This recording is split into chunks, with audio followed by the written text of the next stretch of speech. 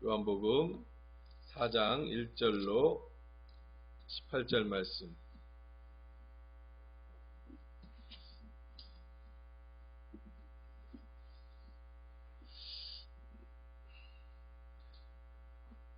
우리 10절부터 읽겠습니다. 10절부터 같이 읽겠습니다. 시작. 예수께서 대답하여 이르시되 내가 만일 하나님의 선물과 또 내게 물 좀 달라 하는 이가 누구인 줄 알았더라면 내가 그에게 구하였을 것이요 그가 생수를 내게 주었으리라. 여자가 이르되 주여 물 기를 그릇도 없고 이 우물은 깊은데 어디서 당신이 그 생수를 얻겠사옵나이까.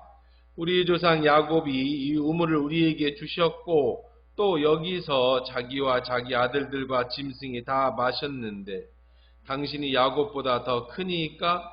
예수께서 대답하여 이르시되 이 물을 마시는 자마다 다시 목마르려니와 내가 주는 물을 마시는 자는 영원히 목마르지 아니하리니 내가 주는 물은 그 속에서 영생하도록 솟아나는 샘물이 되리라.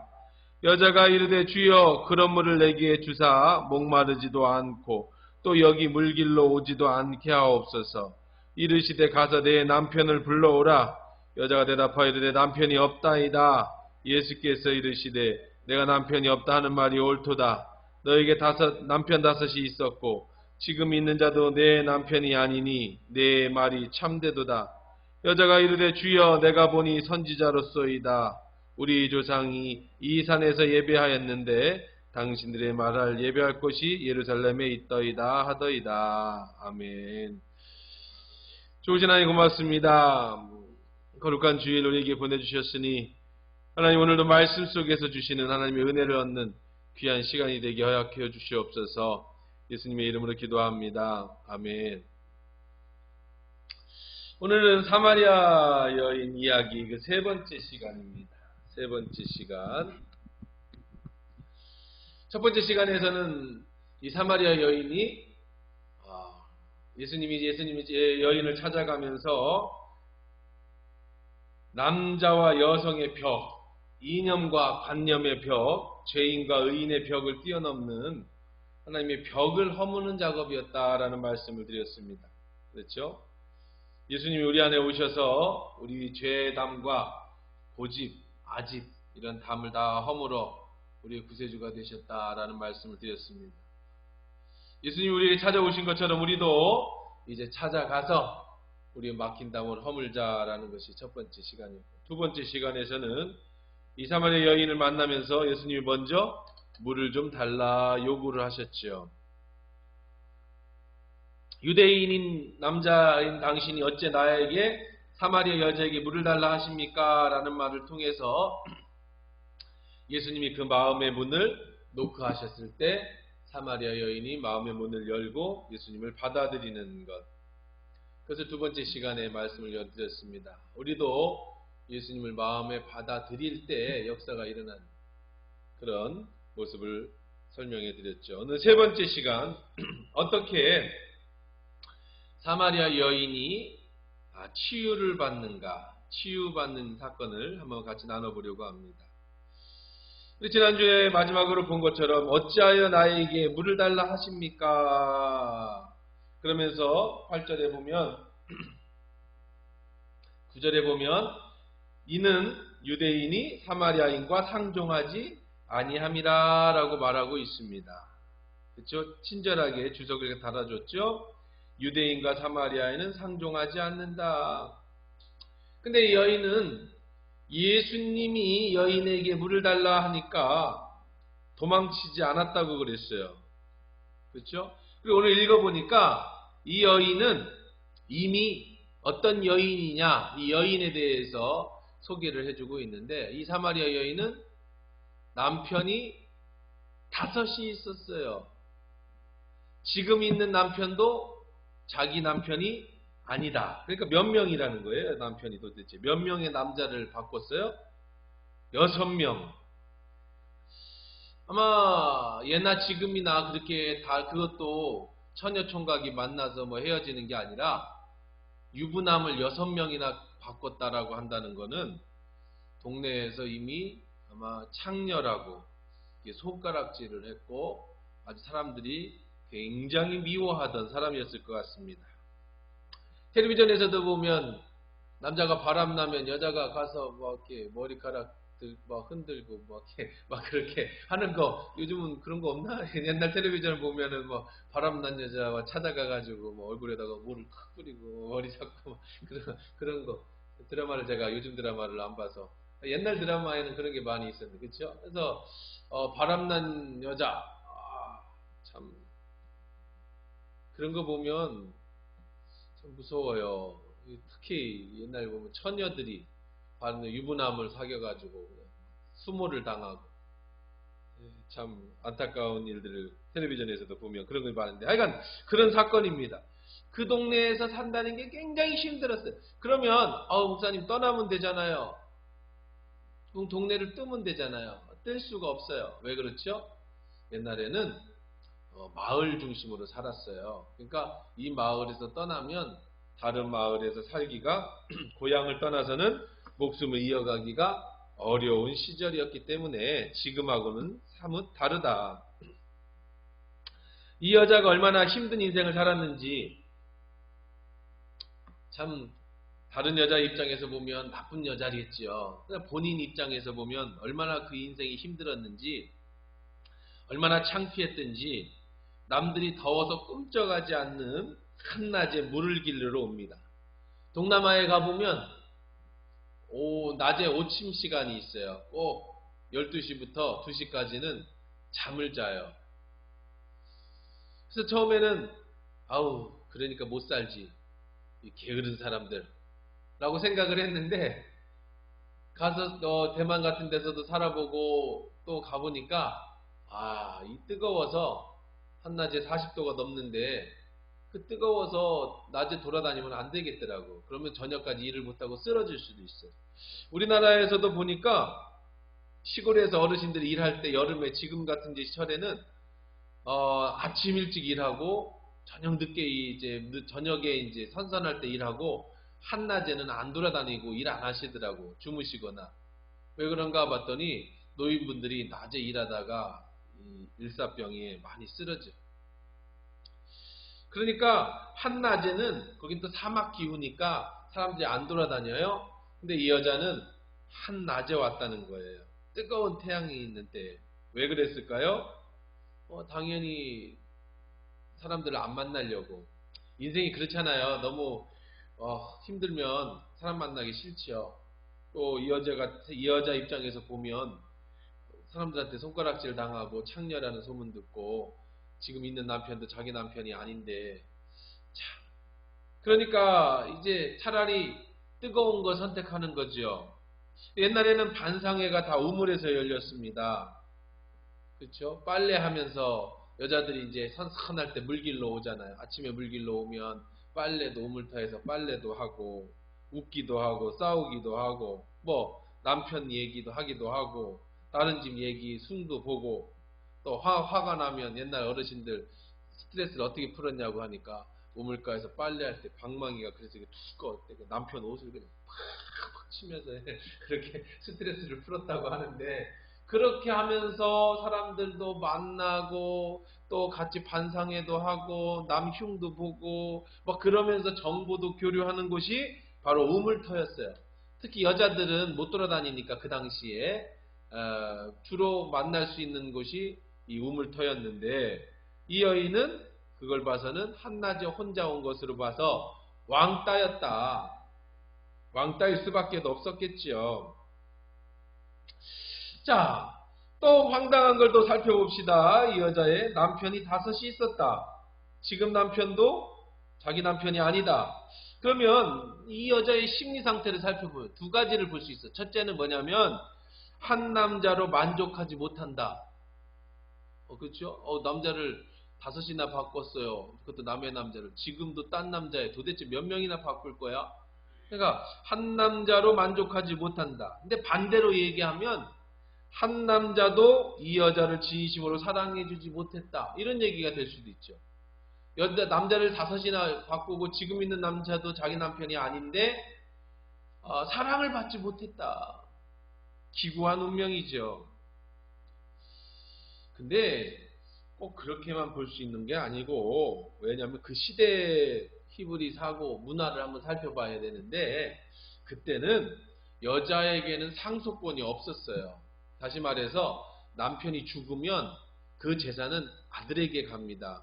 근데 아들이 없으면 그 재산을 상속받은 사람이 없어요. 그러면 다른 사람이, 사촌이나 누가 관리를 해주게 돼 있어요.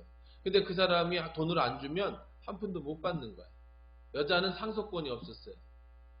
두 번째, 여자는 일을 할 수 있는 권한이 없었어요. 여자는 취업이 안 돼.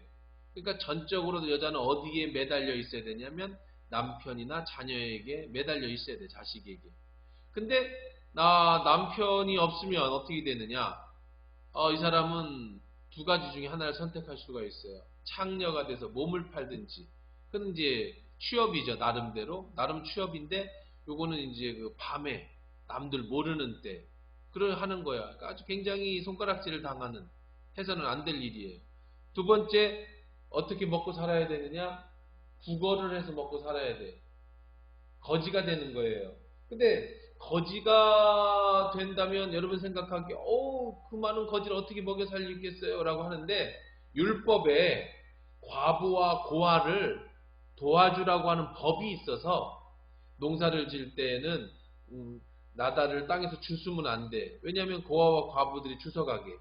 농사를 별을 펼 때 가장자기를 베면 안 돼. 왜냐하면 고아와 과부들이 그것을 걷어갈 수 있게. 이런 식으로 의무적으로 그 고아와 과부들을 먹여 살릴 수 있는 그런 것들, 특히 레위인들의 11조는 고아와 과부들에게 나눠주기도 했어요. 그러니까 이제 그런 것들로 사회가 고아와 과부들을 먹여 살릴 수 있는 그런 시스템을 만들어 주었어요. 그러나 그 인생도 불쌍하죠. 거지로 사는 게 어찌 그게 안정이 되겠어요. 시스템이 그렇게 가르쳐 줬어도.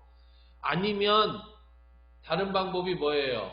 이 여자처럼 세컨드가 되는 거예요. 첩이 되는 건데, 그 집에 들어가 살지 않고 그 남편이 다른 집을 하나 얻어서 이렇게 살게 되는. 그러니까 이 여자는 지금 남편을 5번이나 바꾸고 6번을 바뀌었다는 얘기는 5번 이혼당했고, 지금 그 당시에는 일부 다처제였으니까, 또 그 거지로 살거나 창녀로 살지 않는, 그래도 나름대로 이 여자는 살겠다고, 살아보겠다고 그렇게 사는 사람이었다. 종합적으로 이 여자는 어떤 사람이었다? 남편의 사랑을 제대로 받아보지 못하고 기구한 운명, 사람들에게는 손가락질 당하고 목숨만 어떻게든지 부지해보고자 모든 수모를 겪는 불쌍하고 가련한 사람이었다.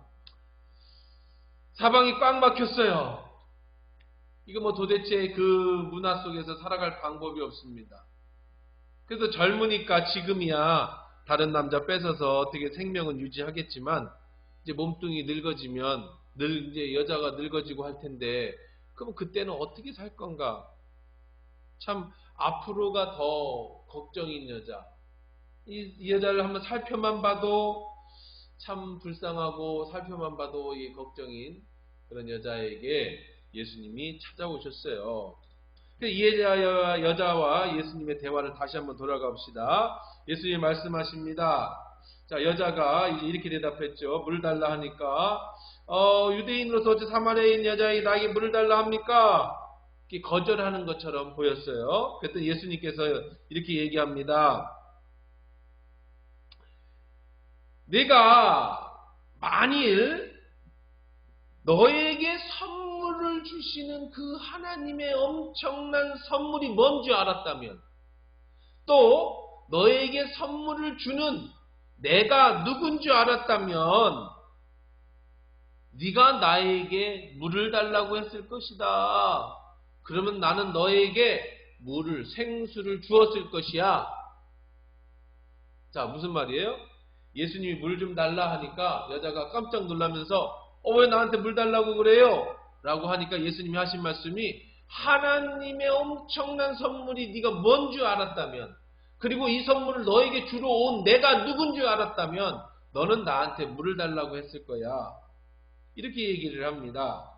그랬더니 여자가, 아니 주님, 그래서 이제 좀 이름이 좀 바뀌죠. 주님 그럽니다. 주님, 여기는 물 기를 그릇도 없고. 자, 이 얘기가 무슨 얘기냐면, 무슨 소리 하시는 거예요? 여기는 지금 물 그릇이 없어요. 옛날에는 두레박을 자기가 들고 다녔어요. 그러니까 거기에는 공용으로 쓰는 두레박이 없을 거 아니에요? 내가 너한테 물 준다고 하니까 여자가 대답하는 거예요. 아니, 여기는 그릇이 없어요. 당신 그릇 없잖아요. 그리고 여기는 물이 깊어요. 두레박을 내려야 돼요. 당신 내릴 그런 기구도 없잖아요. 그런데 나한테 무슨 생수를 준다는 겁니까? 그 다음에, 아니 여보시오, 이 남자야, 뭐 이런데 주님 불렀지만, 여기 이 우물이 원래 야곱이라고 하는 우리 조상 때부터 내려오던 우리 공동의 소유야. 여기에 야곱 때부터 판 우물인데, 그때부터 소도 먹고 양도 먹고 사람도 먹고 지금까지 우리가 먹고 사는 우물인데, 이거 내 거란 말이야. 우리 거라고. 당신은 유대인이잖아. 남의 우물에 와서 무슨 물을 준다는 거야? 무슨 헛소리야? 뭐 이런 의미겠죠? 첫째는 뭐라 그랬어요? 당신 두레박도 없잖아. 물그릇 그릇도 없잖아. 그리고 아니 이따 손치더라도 이건 내 건데, 내 걸로 우리 건데, 우리 공동 소유인데 유대인 당신이 왜 우리한테 물을 준다는 거야? 이런 뜻이에요. 그랬더니 예수님께서 얘기하십니다.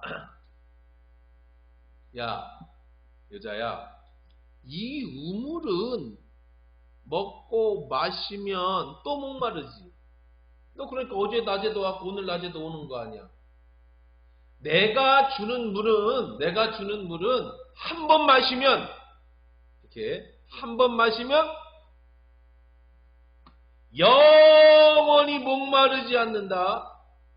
왜냐하면 여기 마신 물이 내 뱃속에 들어가서 샘물이 돼가지고 거기서 계속 물이 콜콜콜콜 나올 거야.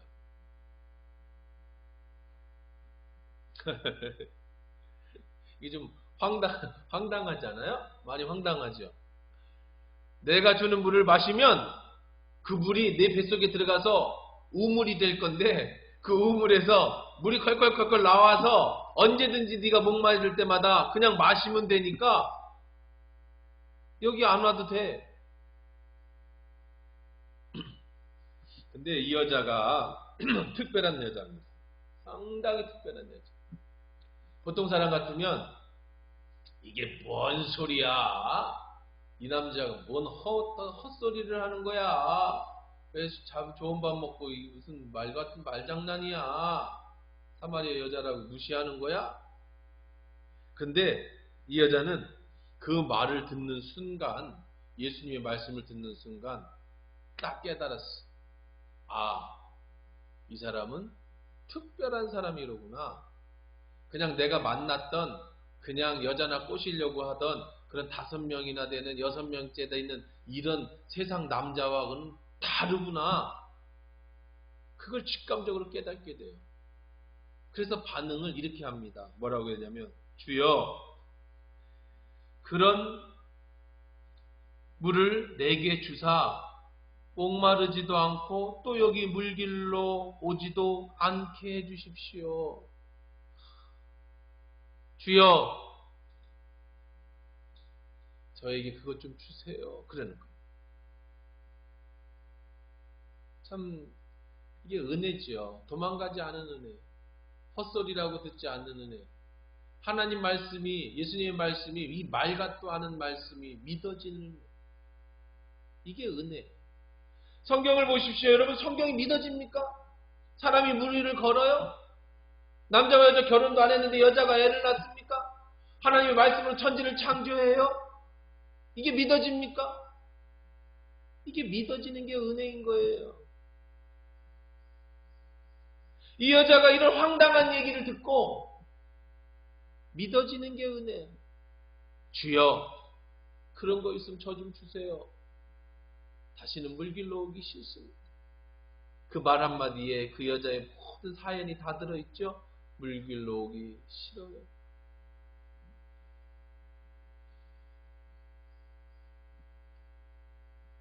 이 짧은 말 한마디에 지금까지 살았던 이 여인의 모든 기구한 운명의 인생이 다 들어있어요. 물길로 오지 않게 해 주십시오.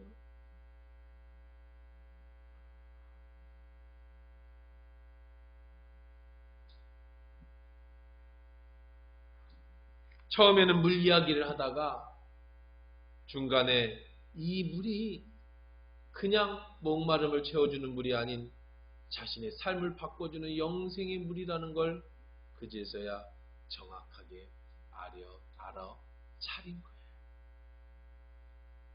여러분, 예수님이 또 묻습니다. 가서 내 남편을 불러와라. 이건 또 생뚱맞은 얘기죠. 왜 예수님은 가서 남편을 불러오라고 그랬을까요? 이 여인은 시험해봤어요. 무슨 시험을 해봤어요? 솔직한가 안 솔직한가? 예수님 앞에 솔직하게 나가는가 안 나가는가? 이 여자가 예수님이 정말 다른 사람과 다르다는 걸 깨닫고 가서 남편을 불러왔더라면,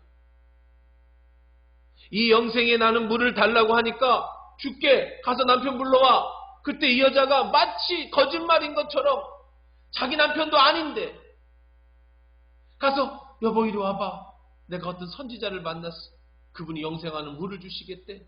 라고 남편을 불러왔다면 이 여자는 거짓말쟁이에요. 왜 거짓말쟁이에요? 자기 남편이 아니잖아요. 근데 자기 남편인 것처럼 할 수 있잖아요. 안 그런 것처럼 할 수 있었잖아요. 근데 여자는 그러지 않았어요. 그리고 이렇게 말합니다. 남편이 없습니다. 왜 없어요? 있죠. 남한테 보이기 싫어서, 남한테 내가 이렇게 5번이나 이혼당하고 5번이나 사람 창피한 그런 걸 보이기 싫어서 이 남편이 진짜 내 남편인 것처럼 그렇게 보일 수도 있잖아. 아닌 것처럼 가식적으로 보일 수 있잖아. 남들이 나를 어떻게 생각할지 모르니까 나는 이혼 안 당했어. 난 남편이 있어. 이렇게 할 수 있었잖아요. 근데 여자는 이렇게 고백합니다. 뭐라고 고백해요? 여자가 대답하여 이르되 남편이 없나이다. 없습니다. 그때 예수님이 이렇게 대답합니다. 내가 남편이 없다 하는 말이 옳도다. 그래. 너는 거짓말하지 않는구나. 너는 진실하구나. 너는 정직하구나. 남편이 없다 하는 말이 옳도다. 너 원래 남편이 5이 있었지만 그 남편 다 네 남편 아니었지? 지금 있는 나도 내 남편이 아니로구나. 예수님이 그 여인의 정확한 상황을 정확하게 집어 주었어요. 예수님 앞에 나올 땐 정직하게 나와야 돼요. 숨기면 안 돼.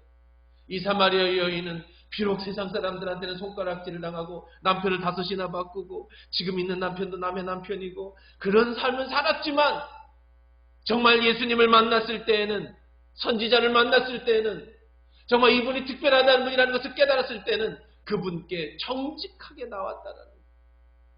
사랑하는 성도 여러분, 늘 우리는 예수님께 정직하게 나와요. 있는 모습 그대로 가지고 나오셔요. 우리가 때때로 세상을 살다 보면 옷이 더럽혀지고 몸이 더러워지면 집에 가면 샤워를 하고 깨끗한 옷으로 갈아입듯이 우리가 세상에 살다 보면 정말 오염되고 죄짓고 할 수 있어요. 그러나 예수님 앞에 나올 때는 항상 십자가 앞에 내 옷을 빨고 십자가 앞에 그 보혈로 나의 죄를 씻고 정직하게 나와요. 예수님을 속일 수 없어. 예수님을 숨길 수가 없어. 그때 예수님께서 이 여인에게 영원히 목마르지 않는 샘물을 주십니다. 그게 무엇이었을까요? 무엇이 도대체 예수님이 그냥 말장난이었을까요? 한번 마시면 영원히 목마르지 않는 샘물이 내 속에서 솟아나는 그 생수가 그것이 무엇이었을까? 그것은 정답을 말씀드리면 바로 내 속에 계신 성령님이신 줄 믿습니다. 영원히 목마르지 않는 생수가 바로 저와 여러분 속에 계시는 성령님이, 사마리아 여인에게 주시겠다는 생수, 그가 구했던 생수는 바로 성령님이세요. 저와 여러분 속에는 이미 목마르지 않은 생수를 넣어주셨어요.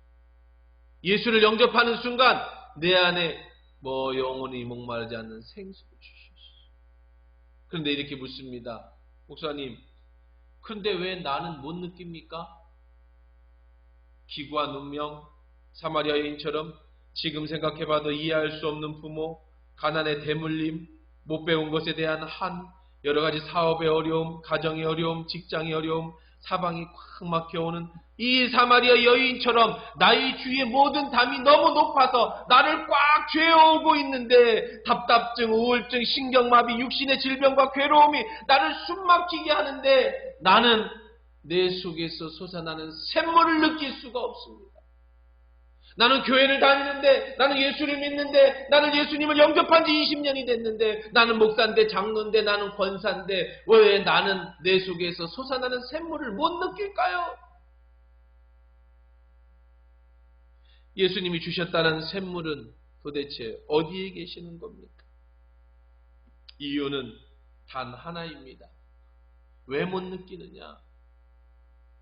여러분이 성령의 도우심을 구하지 않았기 때문이에요. 성령님은 분명히 내 안에 계십니다. 그런데 여러분이 그분을 인정하지 않기 때문에, 여러분이 그분을 도움을 구하지 않기 때문에 그 안에서 솟아나는 샘물이 나오지 못하는 것이에요. 아니, 나와도 마시지 못하는 거예요. 마치 은행에 수억 원의 잔고가 있는데 찾아 쓰지 않고 거지처럼 사는 거예요. 내 안에 성령이 계시는데, 그분이 솟아나는 샘물이신데, 그분이 나의 외로움을, 목마름을 채워주시고, 나의 가난의 목마름을 채워주시고, 나의 질병의 목마름을 채워주시고, 나의 사망의 여러 가지 어려움의 목마름을 채워주시는 분이신데, 문제는 여러분이 그분을 의지하지 않는 데에 있는 거예요. 그분이 안 계신 게 아니에요. 여러분이 그를 의지하지 않는 게 문제.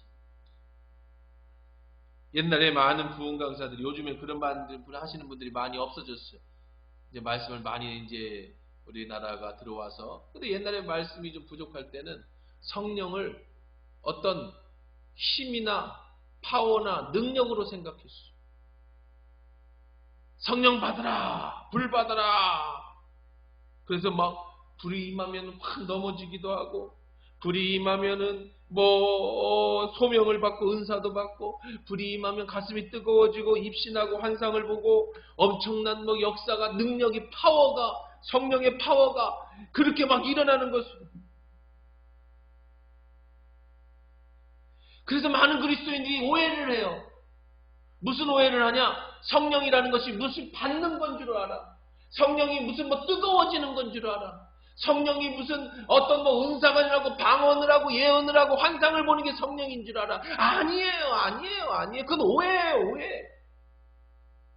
성령은 불이 아니에요. 성령은 능력이 아니에요. 성령은 파워가 아니에요. 성령님은 하나님이세요. 하나님이시라고. 하나님이 내 안에서 역사할 때 나타나는 느낌이고 현상이죠, 그거는요. 불이 성령님이 아니라, 불이 성령이 내 안에 임하셨을 때 나타나는 현상이 불이에요. 성령이 내 안에서 역사하실 때 나타나는 게 능력이에요. 느낌이 성령이 아니라 하나님이 성령이시라고. 그분이 내 안에 계시는 거예요. 그분은 인격적입니다. 참으로 인격적인 분입니다. 예수님이나 성령님이나 하나님 똑같은 삼위일체 하나님, 예수님이 똑똑똑 이 여인의 마음에 문을 두드린 것처럼 성령도 내 안에 계시지만, 여러분이 그 성령님을 인정할 때만, 여러분이 그 성령님께 나의 목마름을 요구할 때만, 여러분이 그 성령님을 찾을 때만 그분은 역사하셔요. 절대로 부적처럼 하나 붙여놓으면 하나 갖다 넣어놓으면 그냥 저절로 되는 게 아니라는 거예요. 성령이 기도할 때 불나고 뭐 능력이 이런 성령이 아니라고요. 성령은 하나님이시라고. 그 하나님이 내 안에 계셔서 영생하도록 솟아나는 샘물을 부어주셔. 여러분이 그 하나님을 인정해야 돼요. 여러분이 그 하나님을 믿어야 돼요. 여러분이 그 하나님을 모셔야 돼요. 여러분이 그 하나님께 도움을 구해야 되는 거예요. 사람들이 혼동해서 성령을 어떤 파워나 불이나 능력으로만 알고 계신, 성령님은 인격적이신 하나님이 참 하나님이다. 우리 성령님은 내 안에도 계시고 여러분 안에도 계십니다. 이미 이 여자가 갈급했던, 목마름을 채우려고 했던 영생하도록 솟아나는 그 물 한 잔은 이미 여러분이 예수 그리스도를 영접하는 순간 성령님이 내 속에서 생수로 와 계시고, 생수처럼 와 계신다는 거죠. 생수가 성령이라는 게 아니라 성령님이 생수처럼 내 속에 와 계신다는 거예요. 그분은 여러분에게 인정받고 싶어 합니다. 그분은요, 성령님은 질투심도 느끼세요. 여러분이 성령님을 인정하지 않고 세상의 우상을, 세상의 돈을, 세상의 다른 것들 더 사랑하면 내 속에 계신 성령님이 질투하시고 마음 아파하신다고요. 성령님은 여러분을 사랑받고 싶어 하세요. 성령님은 여러분을 사랑해주고 싶어 하세요. 그런 아름다운 관계, 내 속에 성령님이 계시는 거예요. 영원히 떠나지 아니하시는 성령님이 계시는 거예요. 그 성령님이 여러분과 함께하고 싶어 하세요. 그분이 영원히 솟아나시는 샘물이에요. 성령님은 여러분이 기도원에서 기도할 때 불로 임하고, 여러분이 죄에 빠졌을 때, 수렁에 빠졌을 때, 은혜를 빠졌을 때 떠나고 다시 불 받으면 오고, 그런 분이 아니시라고요. 어떤 상황, 어떤 형편에서도, 여러분이 어떤 죄를 짓는 과정 속에서도, 여러분이 어떤 상황 속에서도 성령은 떠나지 아니하고 내 안에 계시면서 마음 아파하시고, 때로는 질투하시고, 때로는 여러분을 위해서 말할 수 없는 탄식으로 기도해주고 계십니다. 여러분이 힘들고 어려워 낙심될 때, 낭망할 때, 소위 말하는 은혜가 떨어지고 절망 가운데 있을 때도 성령님은 여러분을 지켜보고 계세요. 여러분을 위로해주고 싶어 하셔요. 하나님이 나를 버린 것 같이 느껴지고 인생의 절망이 느껴질 때도 성령은 여러분 속에 계셔요. 참을 수 없는 고통이 있을 때, 기도할 수 없을 정도로 낙심하고 지쳐 있을 때도 성령님은 내 안에 계셔요. 인격적으로 여러분을 대신해서 중보하고 계세요. 로마서 8장 26절, 이와 같이 성령도 우리의 연약함을 도우시나니 우리는 마땅히 기도할 말을 알지 못하나 오직 성령이 말할 수 없는 탄식 우리를 대신하여 때때로 너무 힘들어서 기도할 수 없을 때, 때때로 힘들어서 아무것도 할 수 없을 때 성령은 내 안에서 나를 대신해서 기도하고 계신, 나의 목마름을 채워주기 생수를 뿜어주고 계신 그분이 성령님이시다. 여러분이 죄 속에 거하고 그렇게 하면 안 될 것 같은 상황에서도 성령님은 여러분 속에서 여러분을 지켜보고 계시고, 여러분이 돌아올 때까지 묵묵히 참고 기다리시다가 회개하기만 하면 다시 찾아와 주셔서 다시 여러분을 맞아주셔서 위로해 주셔서 힘 주시는 분. 잘못하면 떠났다 기도하면 다시 오시는 분이 아니라 항상 내 안에 계셔서 영생하도록 솟아나는 샘물을 주시는 분이 우리 성령님이시다. 야고보서 4장 5절, 너희가 하나님이 우리 속에 거하시게 하시는 성령이 시기하기까지 사랑한다 하신 말씀, 헛된 줄로 생각.